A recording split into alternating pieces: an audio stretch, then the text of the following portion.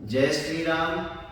आज सनातन धर्म की पुनर्स्थापना के इस पावन पर्व पर सुरेश स्वदेशी का सभी को जय श्री राम और सभी को ढेर सारी शुभकामनाएं। आज रामलला की मूर्ति की प्राण प्रतिष्ठा दूसरे वनवास के बाद में, जो कि लगभग 500 वर्षों का समय गुजर चुका है के बाद आज पुनर्स्थापना उनकी प्राण प्रतिष्ठा अयोध्या की पावन भूमि पर हुई है।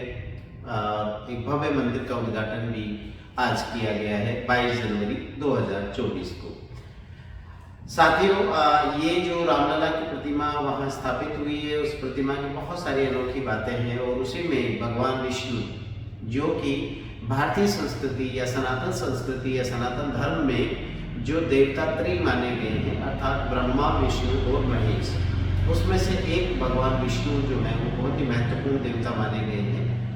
तो उनके 10 अवतारों की कथा का संबंध भी इस मूर्ति से रहा है। तो मैं उन्हीं के बारे में बात इस वीडियो में करने जा रहा हूँ। तो चलिए अब हम उन्हीं बातों को देखते हैं कि ये जो भगवान विष्णु जो हैं वो कौन है। तो मैंने कहा कि देवता त्रय अर्थात भगवान ब्रह्मा जी जो हैं उनको इस सृष्टि का सृजनकर्ता माना गया है। भगवान विष्णु को इस मानवता का या सृष्टि का पालनहार और भगवान शिव को जो है वो सहारक के रूप में माना गया है।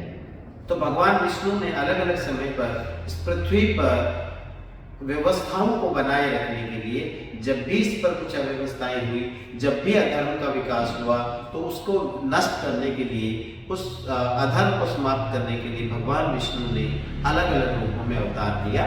तो उन्हीं के बारे में हम बात कर रहे हैं कि भगवान विष्णु के जो 10 अवतार हैं वो 10 अवतार कौन कौन से हैं।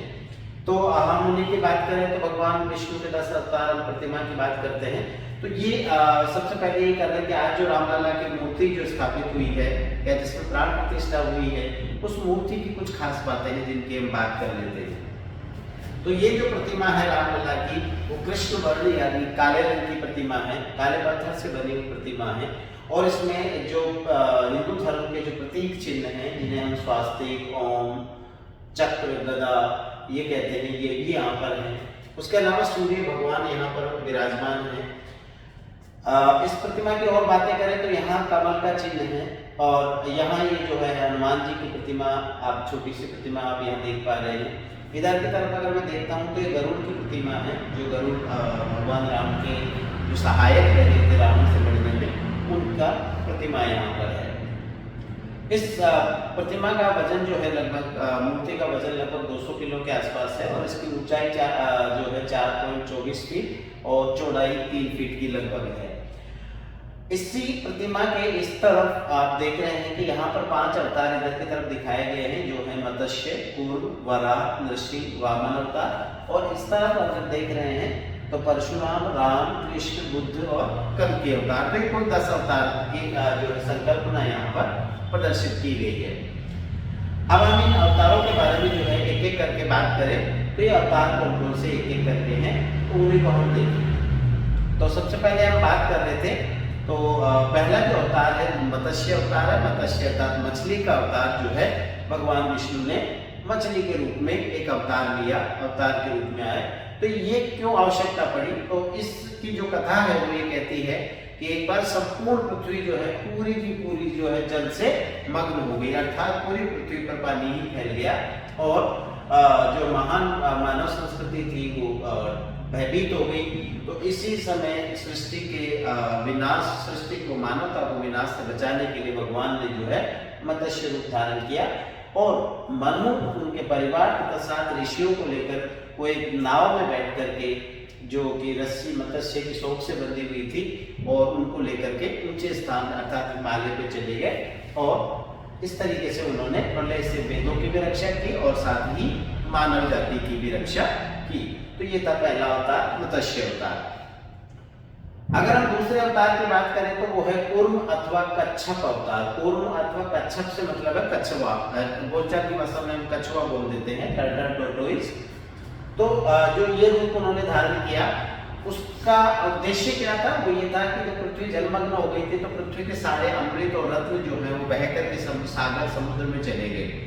तो उनको पुनः प्राप्त करने के लिए जो है समुद्र मंथन का योजना बनाई गई और उस योजना के लिए जो है वो भगवान विष्णु, उस योजना के अनुसार भगवान विष्णु जो है पूर्व रूप में आए और इनके ऊपर जो है ये समुद्र तल में चले गए और इनके ऊपर फिर मंदराचल पर्वत जो है उनको, इस मंदराचल पर्वत को इनकी पीठ पे रखा गया और नाग वासुकी की डोरी बना करके देवताओं ने और राक्षसों ने मिलकर के समुद्र का मंथन किया।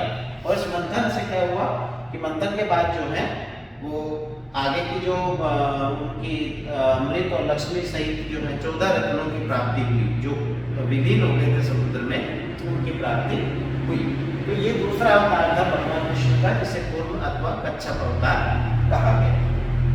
अगला अवतार है वराह अवतार। वराह अर्थात सुकर या सुअर का रूप जो है भगवान विष्णु ने धारण किया। तो इसकी आवश्यकता क्यों पड़ी? तो इसके पीछे कहानी यह है कि एक हिरण्याक्ष नामक एक राक्षस था जिसने पृथ्वी को जो है उठा करके समुद्र के तल में ले जा करके रख दिया। तो ये पूरी की पूरी मानवता के लिए एक बहुत भयंकर संकट उत्पन्न हो गया था। तो इससे बचाने के लिए भगवान विष्णु ने जो है वराह या सुअर का रूप धारण किया। उन्होंने हिरण्याक्ष राक्षस का वध किया और पृथ्वी को अपने दांतों से उठाकर, जैसा आप देख पा रहे हैं चित्र से, उन्होंने उठा करके वापस पृथ्वी को अपने मूल स्थान पे स्थापित किया। तो ये तीसरा अवतार था वराह अवतार। उसके बाद जो चौथा अवतार है वो है नृसिंह अवतार। नृसिंह अर्थात भगवान ने मनुष्य और सिंह अर्थात शेर का रूप सम्मिलित रूप से धारण किया और इस पृथ्वी पर अवतरित हुए। इसके पीछे जो कहानी है वो कहानी ये कहती है कि प्राचीन समय में हिरण्यकश्यप नामक एक राजा हुआ था जो बहुत ही दुष्ट प्रवृत्ति, असुर प्रवृत्ति का था। इसके अत्याचारों से जो है समस्त पृथ्वी के मानव और देवता प्रताड़ित हो चुके थे और इसके अलावा उसने अपने पुत्र प्रहलाद पे भी बहुत अत्याचार किए। तो इन सबको बचाने के लिए भगवान विष्णु ने जो है इस रूप को धारण किया। इस रूप को धारण करने के पीछे भी एक कहानी है और वो कहानी क्या है कि कहानी ये है कि इसने हिरण्यकश्यप ने ब्रह्मा जी से तपस्या करके उनकी आराधना करके एक वरदान प्राप्त किया था कि न वो शस्त्र से मरेगा, न वो अस्त्र से मरेगा, न वह दिन में मरेगा, न रात में मरेगा, न वह घर के अंदर मरेगा, न घर के बाहर मरेगा, न वह जो है आकाश में मरेगा, न पृथ्वी पर मरेगा, न वह मनुष्य से मरेगा, न किसी जानवर से मरेगा। तो ये सारे वरदान उसने प्राप्त किए और इस वरदान के चलते उसको मार पाना बहुत ही कठिन कार्य हो चुका था। तो इस स्थिति में भगवान विष्णु ने एक ऐसा रूप धारण किया जो न मनुष्य था और न ही कोई जानवर का। उसके बाद उन्होंने उसको अपनी जंघा पे रख करके मारा, जो दूसरा वरदान था कि ना आकाश में मरूंगा न पृथ्वी पे मरूंगा। उन्होंने उसको दहलीज पे लाके मारा, जो इस बात का था कि न मैं घर के अंदर मरूंगा न घर के बाहर। उसके अलावा उन्होंने उसको संध्या समय में मारा, जो इस वरदान का तोड़ था कि न मैं दिन में मरूंगा न मैं रात में मरूंगा। और एक और वरदान था कि न मैं शस्त्र से मरूंगा न मैं अस्त्र से मरूंगा। तो उसके लिए जो है इन्होंने अपने नाखूनों से उसका शरीर फाड़ करके उसकी हत्या की या उसका वध किया। तो ये नृसिंह अवतार भगवान विष्णु को लेना पड़ा और इस तरीके से उन्होंने जो है गोधूली के समय मार करके प्रहलाद को फिर बाद में वहां का शासक बना। उसके बाद अगला अवतार जो है वो अगला अवतार आता है हमारे यहाँ वामन अवतार। वामन का अर्थ होता है छोटा रूप या लघु रूप में आना। तो ये क्यों हुआ, इसके पीछे भी एक कथा है कि बलि नामक एक राजा था और वो भी दो असुर प्रवृत्ति का अर्थात राक्षस प्रवृत्ति का था, जिसके चलते संसार पर अधिकार करने के लिए उसने तपस्या करनी प्रारंभ कर दी। उसकी शक्ति इतनी बढ़ चुकी थी कि समस्त देवता घबरा गए कि अगर इसने ऐसा कर लिया, ये तपस्या इसकी पूरी हो गई तो ये एक बहुत बड़ा संकट उत्पन्न हो जाएगा। तो ऐसी स्थिति में सभी मानव जाति को, देवताओं को बचाने के लिए भगवान विष्णु ने वामन रूप यानी पौने व्यक्ति का रूप धारण किया और बलि के सामने आ गए और बलि से वरदान के रूप में जो है 3 पग अर्थात 3 कदम भूमि के मांगे कि आप मुझे 3 कदम भूमि दे दें। बलि इतना मधांध था, इतने अपने घमंड में चूर था कि उसने कहा बस 3। तो उन्होंने सोचा कि छोटा सा व्यक्ति 3 कदम में कितनी जमीन ले सकता है, तो उन्होंने उसको कह दिया। तो वामन रूप में भगवान विष्णु ने अपना रूप बड़ा किया और उन्होंने 2 कदमों में जो है वो पृथ्वी और आकाश को नाप लिया, अर्थात अंतरिक्ष को नाप लिया, और तीसरा पग जो है वो पाताल में रखने की उनका था। तो उसके बाद कुछ बचता ही नहीं, तब जाकर के बलि को ये बात समझ में आ गई और बलि को उन्होंने पाताल छोड़ दिया कि अब आप पाताल में रहिए, और इस तरीके से बलि पृथ्वी छोड़ करके पाताल में चला गया। तो ये था भगवान विष्णु का वामन अवतार। उसके बाद अगला अवतार आता है परशुराम अवतार। परशुराम ब्राह्मण थे और ये यमदाग्नि नामक एक ब्राह्मण के पुत्र थे। तो उन्होंने पुत्र के रूप में भगवान विष्णु ने परशुराम का अवतार लिया था। तो इसके पीछे जो कथा है, जो कहानी है, वो ये है कि एक बार जो यमदाग्नि थे, अर्थात जो परशुराम के पिता थे, उनको कीर्तवीर्य नामक एक राजा ने लूट लिया। तो परशुराम ने क्या किया कि कीर्तवीर्य को मार डाला उसके बदला लेने के चक्कर में, और इसके एवज में कीर्तवीर्य के जो पुत्र थे उन्होंने यमदाग्नि को मार दिया। इससे जो परशुराम है वो बहुत क्रुद्ध हुए और उन्होंने समस्त क्षत्रिय राजाओं का विनाश कर दिया। और ये समस्त क्षत्रियों का विनाश उन्होंने एक बार नहीं किया, उन्होंने ये 21 बार किया। 21 बार पूरी पृथ्वी को क्षत्रियों से विहीन कर दिया। अंततः जो है राम अवतार जब हुआ, राम जी का अवतार हुआ, तो राम अवतार के समय अर्थात त्रेता युग में जब राम ने जो शिव धनुष को तोड़ा था, उस समय फिर परशुराम का जो है वो गर्व या घमंड चूर्ण हुआ और फिर वो वन तपस्या हेतु चले गए। तो ये परशुराम अवतार माना गया है। उसके बाद जो अगला अवतार आता है वो है राम अवतार, अर्थात राम के जो समय का अवतार, राम के रूप में भगवान विष्णु जो पृथ्वी पर अवतरित हुए उसे हम राम अवतार कहते हैं। तो ये तो बड़ी कहानी जो है पूरे भारतीय संस्कृति के लिए बहुत ही प्रेरणादायक, त्याग, तपस्या और बलिदान की कहानी है। मर्यादा पुरुषोत्तम राम की कहानी है। उन्होंने मर्यादा की वो ऐसी सीमाएं तय की हैं, आदर्श स्थितियां हमारे समक्ष पेश की हैं, जिसको हर मानव जाति जो है वो अपने में उतारना चाहती है। तो ये अयोध्या के राजा दशरथ के पुत्र के रूप में जो है जन्म लिया इन्होंने और राम के नाम से विख्यात हुए।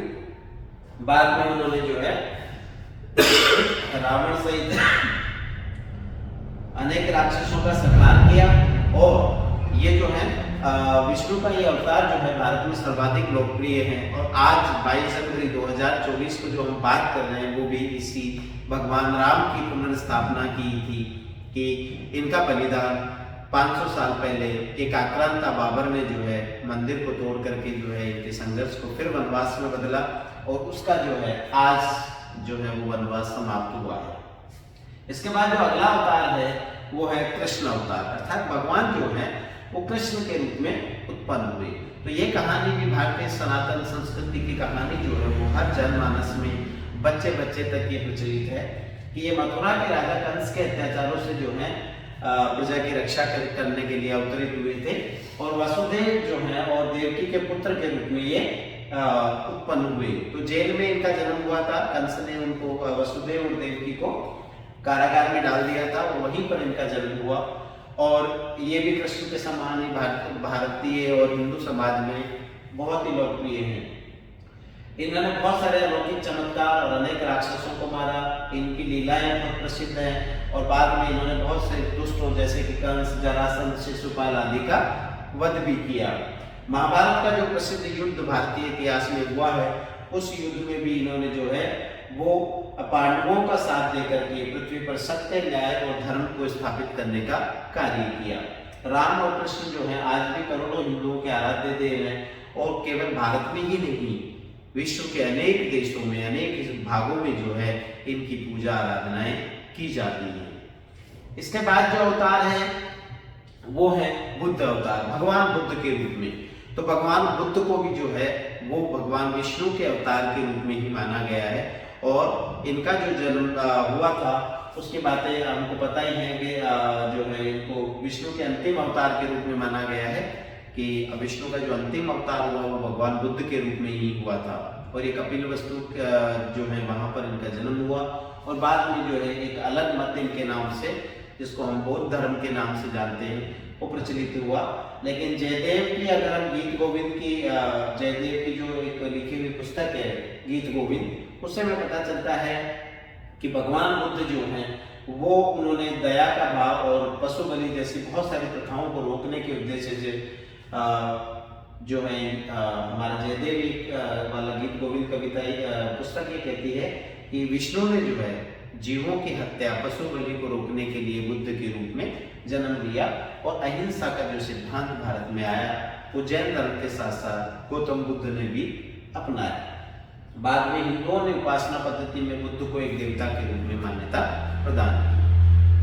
अंतिम जो अवतार माना गया है भगवान विष्णु का वो है कल्कि अवतार।